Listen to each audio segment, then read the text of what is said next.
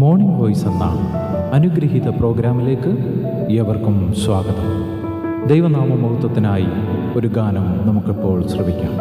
ദൈവം ചെയ്ത നന്മകൾക്കെല്ലാം നന്ദി പറഞ്ഞിടുവാൻ, ദൈവം ചെയ്ത നന്മകൾക്കെല്ലാം നന്ദി പറഞ്ഞിടുവാൻ. നാം ഇതുപോരാ, നാളിതുപോരാ, ആയുസ്സും ഇതുപോരാ. നാം ഇതുപോരാ, നാളിതുപോരാ, ആയുസ്സും ഇതുപോരാ. ഇന്ന് വചനത്തിൽ നിന്ന് നമ്മോട് സംസാരിക്കുന്നത് കർത്താവിൻ്റെ ശ്രേഷ്ഠദാസൻ വിനോദ് തോമസ് കോട്ടയം. പ്രാർത്ഥനയോടെ ധ്യാന ചിന്തകൾ നമുക്ക് ശ്രവിക്കാം. ദൈവനാമത്തിന് മഹത്വം. മോർണിംഗ് വോയിസിലൂടെ ദൈവനെ ശ്രവിക്കുന്ന എല്ലാ ബഹുമാന്യ സ്നേഹിതർക്കും ക്രിസ്തുയേശുവുള്ള സ്നേഹവന്ദനം. 1 പത്രോസ് 1 അധ്യായത്തിന്റെ 22 വാക്യം വായിക്കാൻ ശ്രദ്ധിക്കാം. എന്നാൽ സത്യം അനുസരിക്കാൻ നിങ്ങളുടെ ആത്മാക്കളെ നിർവ്യാജ സഹോദരപ്രീതിക്കായി നിർമ്മലീകരിച്ചുകൊണ്ട് ഹൃദയപൂർവം അന്യോന്യം ഉറ്റ് സ്നേഹിപ്പീൻ.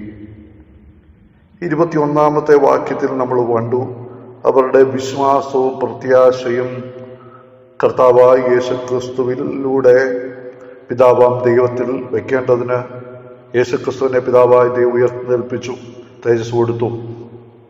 ഇവിടെ വരുമ്പോൾ അവരുടെ സ്നേഹം എങ്ങനെയായിരിക്കണം എന്നുള്ളത് പറയുന്നു.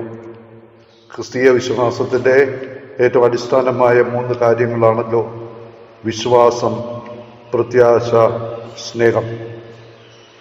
അവര് രക്ഷിക്കപ്പെട്ടത് സ്നേഹിക്കാൻ വേണ്ടിയാണ്. പ്രിയ ദൈവമക്കളെ, നമ്മളെ രക്ഷിച്ചത് ദൈവത്തിന്റെ സ്നേഹത്തിന്റെ അടിസ്ഥാനത്തിലാണെങ്കിൽ ആ രക്ഷിക്കപ്പെട്ട നമ്മളുടെയും ദൈവസ്നേഹത്തിൽ നമുക്ക് ലഭിച്ച ദൈവസ്നേഹം പങ്കുവയ്ക്കുവാൻ വേണ്ടിയാണ്. നാം രക്ഷിക്കപ്പെട്ടപ്പോൾ റോമർ 5:5 നമ്മൾ വായിക്കുന്നു, ദൈവത്തിന്റെ സ്നേഹം നമുക്ക് നൽകപ്പെട്ട പരിശുദ്ധാത്മാവിനാൽ നമ്മുടെ ഹൃദയങ്ങളിൽ പകർന്നിരിക്കുന്നു. അപ്പോൾ പരിശുദ്ധാത്മാവിനെ സ്നേഹവുമായിട്ട് ദൈവം അയച്ചിരിക്കുന്ന ഉദ്ദേശം എന്താണ്? നമ്മൾ ഹൃദയപൂർവ്വം അന്യോന്യം ഉറ്റ് സ്നേഹിക്കണം എന്നുള്ളതാണ്. ഇവിടെ പത്രോസ് പറയുന്നത് സത്യം അനുസരിക്കയാൽ. ഇവിടെ സത്യം എന്നുദ്ദേശിച്ചിരിക്കുന്നത് ദൈവത്തിന്റെ വചനമാണ്, സുവിശേഷമാണ്. സുവിശേഷത്തിലെ സത്യവചനത്താൽ എന്ന് നമ്മൾ വായിക്കുന്നു. ആ സത്യം ആകുന്ന സുവിശേഷം അനുസരിച്ചിരിക്കുകയാണ്. അഥവാ ആ കർത്താവായ യേശു ക്രിസ്തുവിനെ ഏറ്റെടുത്ത് ആ കർത്താവ് പറയുന്ന അനുസരിച്ച് ജീവിക്കുവാൻ അവരെ സമർപ്പിച്ചിരിക്കുകയാണ്. രക്ഷിക്കപ്പെട്ടു, വിശ്വസിക്കുന്നു എന്ന് പറഞ്ഞാൽ അതിൻ്റെ അർത്ഥം ദൈവവചന സത്യങ്ങൾ എന്ത് പറയുന്നു അതനുസരിക്കാൻ ഞാൻ സമ്മതിക്കുന്നു, അതിനായിട്ട് എന്നെ തന്നെ ഏൽപ്പിച്ചു കൊടുക്കുന്നു, അതിനായി കീഴ്പ്പെടുത്തി കൊടുക്കുന്നു എന്നാണ്. പ്രിയപ്പെട്ടവരെ, നമ്മുടെ ജീവിതത്തിലേക്ക് പരിശോധിക്കാം.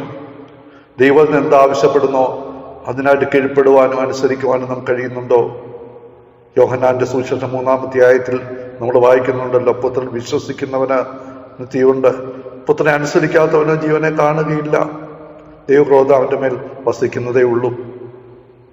പുത്രൻ വിശ്വസിക്കുക എന്ന് പറഞ്ഞാൽ ദൈവവചനം എന്താണോ അനുശാസിക്കുന്നത്, ദൈവവചനം എന്താണോ ആവശ്യപ്പെടുന്നത് അനുസരിക്കുവാൻ ഇതാ എന്നെ തന്നെ സമർപ്പിക്കുന്നു എന്നുള്ളതാണ്.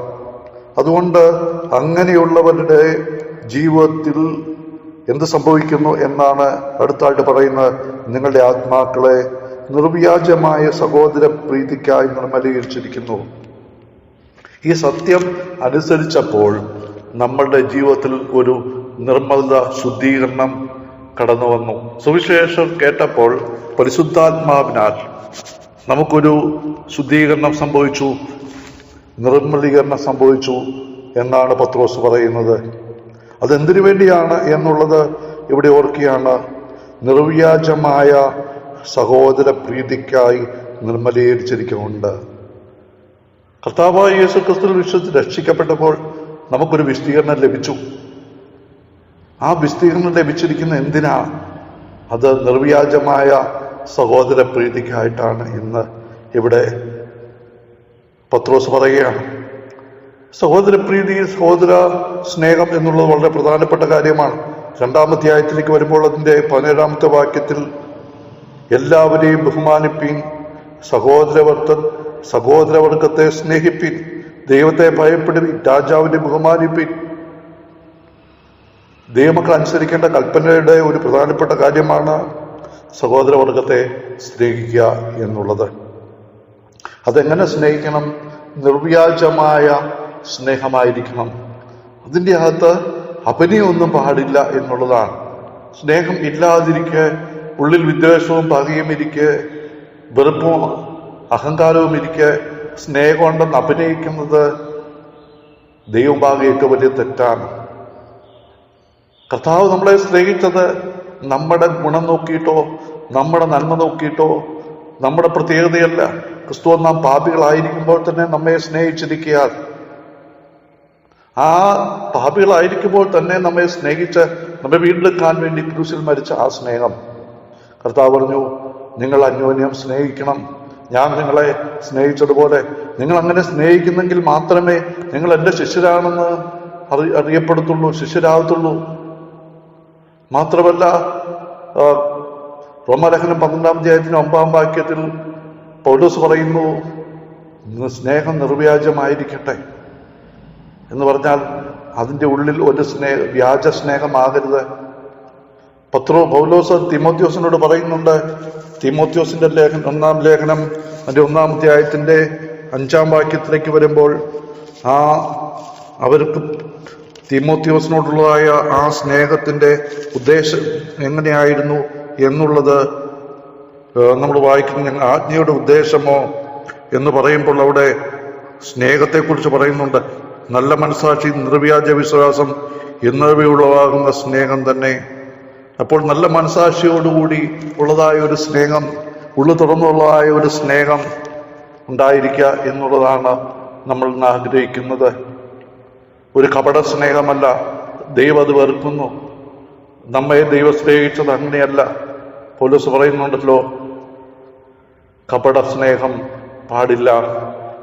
ക്രിസ്തുവിന്റെ സ്നേഹമാണ് ഞങ്ങളെ നിർബന്ധിക്കുന്നത്. പ്രിയ ദൈവമക്കളെ, നമ്മുടെ സ്നേഹം എങ്ങനെയുള്ളതാണ്? അത് മറ്റുള്ളവരിൽ നിന്ന് എന്തെങ്കിലുമൊക്കെ പ്രതീക്ഷിച്ചുകൊണ്ടുള്ള സ്നേഹമാണോ? അല്ലെങ്കിൽ സ്നേഹമില്ലാതിരിക്കുക അഭിനയിക്കുകയാണോ നമ്മൾ എന്ന് നമ്മോട് തന്നെ ചോദിക്കേണ്ടതാണ്. നിർവ്യാജമായ സഹോദരപ്രീതിക്കായി നിർമ്മലീകരിച്ചിരിക്കൊണ്ട് നമ്മളെ ശുദ്ധീകരിക്കുമ്പോൾ നമ്മുടെ സ്നേഹം കൂടുതൽ കൂടുതൽ അത് ശുദ്ധി പ്രാപിച്ച് പുതുക്കപ്പെടുകയാണ്. ഹൃദയപൂർവ്വം അന്യോന്യം സ്നേഹിപ്പീൻ. ഈ സ്നേഹം എങ്ങനെയുള്ളതാണ്? ഹൃദയത്തിൽ നിന്നുണ്ടാകുന്ന സ്നേഹമാണ്. 4-ാം അധ്യായത്തിന്റെ 8-ാം വാക്യത്തിലേക്ക് വരുമ്പോൾ പത്രോസ് ആ കാര്യം പറയുന്നുണ്ട്. എല്ലാവരോടും 8-ാം വാക്യത്തിൽ സകലത്തിനു മുമ്പേ തമ്മിൽ ഉറ്റ സ്നേഹം ഉള്ളവരായിരിപ്പീൻ. സകലത്തിനു മുമ്പ്, എല്ലാ കാര്യങ്ങളും ചെയ്യുന്നതിന് മുമ്പ്, ദൈവത്തെ ആരാധിക്കുന്നതിന് മുമ്പ്, ദൈവത്തിന് വേണ്ടി എന്തെങ്കിലും കൊടുക്കുന്നതിന് മുമ്പ്, ദൈവത്തിന് വേണ്ടി എന്തെങ്കിലും പ്രവർത്തിക്കുന്നതിന് മുമ്പ്, ദൈവത്തിന്റെ കാര്യങ്ങളൊക്കെ ചെയ്യുന്നതിന് മുമ്പ് ഉണ്ടായിരിക്കേണ്ട ഒരു കാര്യം എന്താണെന്നറിയാമോ? സകലത്തിനു മുമ്പേ ഉറ്റ സ്നേഹമുള്ളവരായിരിക്കും. ഹൃദയപൂർവ്വം ഒറ്റ സ്നേഹിപ്പാൻ നമ്മളെ തന്നെ ഈ സമയത്ത് നമുക്ക് സമർപ്പിക്കാം. സ്നേഹം എല്ലാം ക്ഷമിക്കുന്നു. നമ്മൾ 1 കൊരിന്ത്യർ 13-ാം അധ്യായത്തിലേക്ക് വരുമ്പോൾ ആ സ്നേഹം എന്തൊക്കെ ചെയ്യുന്നു, എന്തൊക്കെ ചെയ്യുന്നില്ല എന്ന് പറയുന്നുണ്ട്. പ്രിയപ്പെട്ടവരെ, വിശ്വാസവും പ്രത്യാശയും സ്നേഹവും 3 നിലനിൽക്കുന്നതാണ്. എന്നാൽ കർത്താവിന്റെ വരവോടുകൂടി വിശ്വാസവും പ്രത്യാശയും അവസാനിക്കും. പിന്നെയും ഇന്ന് നമ്മളവരെ കാണാതെ സ്നേഹിക്കുന്നെങ്കിൽ ആ കർത്താവിനെ കണ്ട് സ്നേഹിക്കും. നിത്യത മുഴുവൻ ആ സ്നേഹത്തെക്കുറിച്ച് നാം പാടും. അതുകൊണ്ട് നമ്മുടെ സ്നേഹം എങ്ങനെ ഇരിക്കുന്നു? ഹൃദയപൂർവ്വം സ്നേഹിക്കാൻ കഴിയുന്നുണ്ടോ? കുറ്റം സ്നേഹിക്കാൻ കഴിയുന്നുണ്ടോ? ഇല്ലെങ്കിൽ നമ്മുടെ കുറ്റം അത് ദൈവത്തിന്റെ കൽപ്പനയാണ്. ആ കുറ്റം ദൈവഭാഗം ഏറ്റുപറഞ്ഞ് ഹൃദയപൂർവ്വം ഒറ്റ സ്നേഹിപ്പാൻ ദൈവാത്മാവിനാൽ നിറയപ്പെട്ട് ജീവിക്കാം. കാരണം ദൈവാത്മാവിന്റെ ഫലമാണ് ഈ സ്നേഹം. ആ സ്നേഹം പങ്കുവയ്ക്കുവാൻ, സ്നേഹത്തിന്റെ സാക്ഷികളായി തീരുവാൻ, സുവിശേഷ സാക്ഷികളായി തീരുവാൻ ദൈവത്തിന്റെ ആത്മാവ് നമ്മെ സഹായിക്കുമാറാകട്ടെ. ഇതുവരെ ഞങ്ങളെ ശ്രദ്ധിച്ച എല്ലാവർക്കും വീണ്ടും വരുന്ന കർത്താവിൻ്റെ വിശുദ്ധമായ യേശുക്രിസ്തുവിൻ്റെ നാമത്തിൽ ഞങ്ങളുടെ സ്നേഹവന്ദനം അറിയിക്കുന്നു. കർത്താവ് നമ്മളെല്ലാവരെയും അനുഗ്രഹിക്കുമാറാകട്ടെ. ആമേൻ. ജീവിതപാതയിൽ കാലുകളേറെ കുഴഞ്ഞു വീഴാതെ, ജീവിതപാതയിൽ കാലുകളേറെ കുഴഞ്ഞു വീഴാതെ, താങ്ങി നടത്തിയതോർക്കുമ്പോൾ കണ്ണുകൾ നിറയുന്നേ, താങ്ങി